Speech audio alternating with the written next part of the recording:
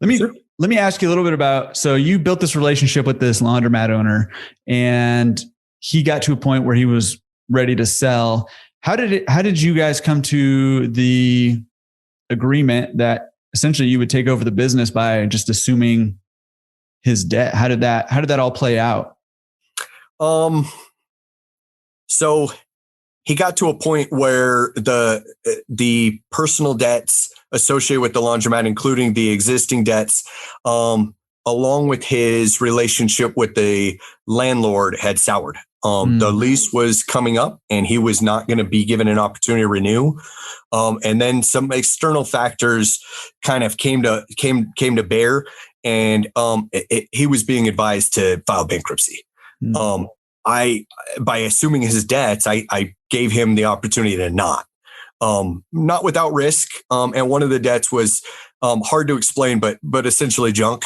It was historical debt that existed from two building owners that he had took on initially from the building owner who also ran and owned the laundromat. So just this weird debt that sort of hung out there. And then equipment debt, which is pretty straightforward through Alliance. So I just took on his existing Alliance, and that one's super simple, as you know, in the industry. But I contacted Alliance, simple 1-page paperwork, and I had a new loan with them for the equipment.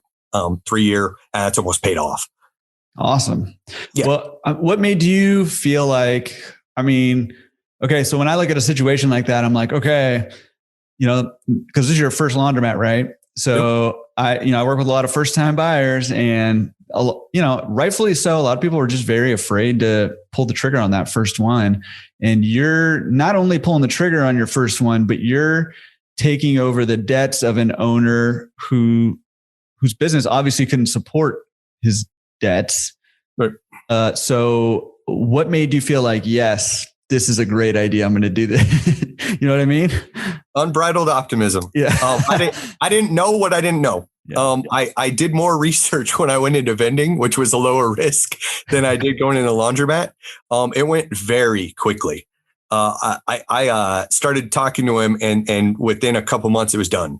Yeah. I didn't do a ton of research. I did review the financials with 7 different people in my ecosystem that all said that, my accountant said, this looks fine. And then the other people that I trust said, the numbers look good. And again, I wasn't looking to make a dime out of it. I had a comfortable income coming out of the candies. I just needed it to pay its own debts. And then over time, I thought, I can leverage this and I can increase it and I'll turn this into a retirement play down the road. Mm-hmm. It was later that I realized how much work I personally needed to put into it to make it succeed.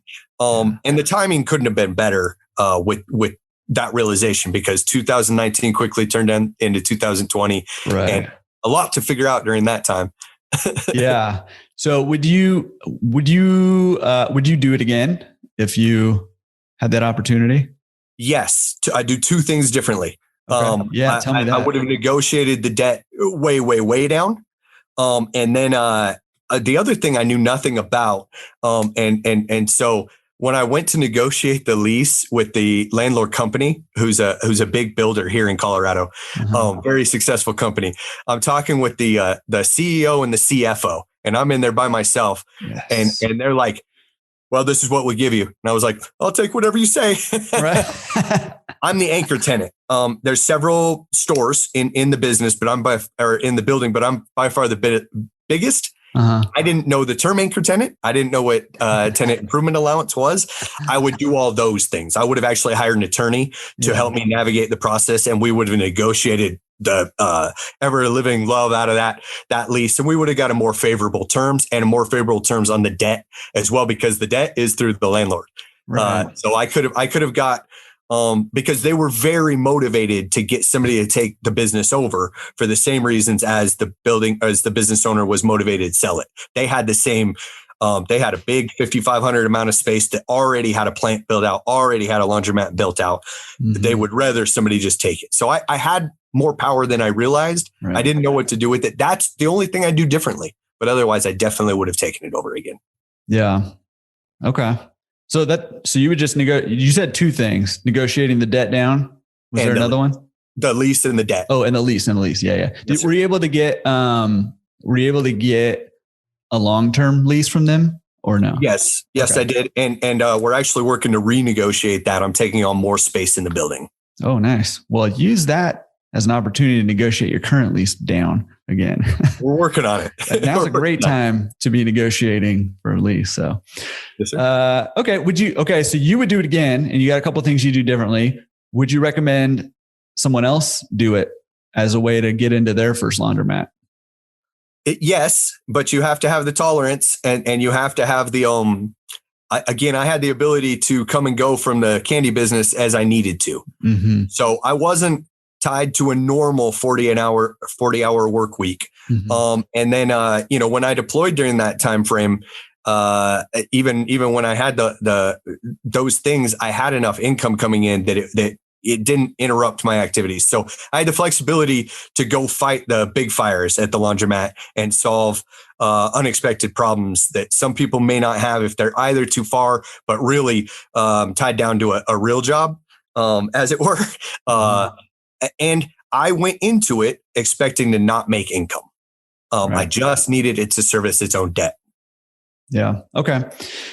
Awesome. Well, I mean, I think that's really helpful because, I try to tell people there's, really your own creativity is the only limit to what you can do in terms of trying to get into this business. Right. And that's a very creative way that you just don't hear a lot, by assuming debt to get into the business, and there's risk involved with that.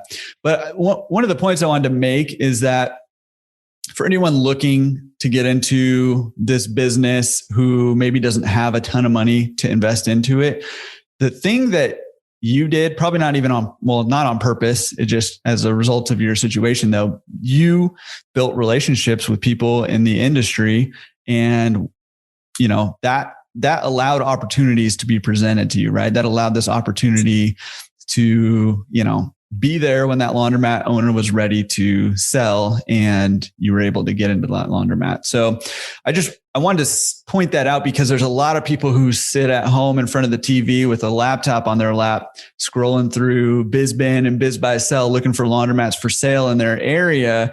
And while that's good, if you don't have money to put into your laundromat, you're probably not going to find a laundromat that way.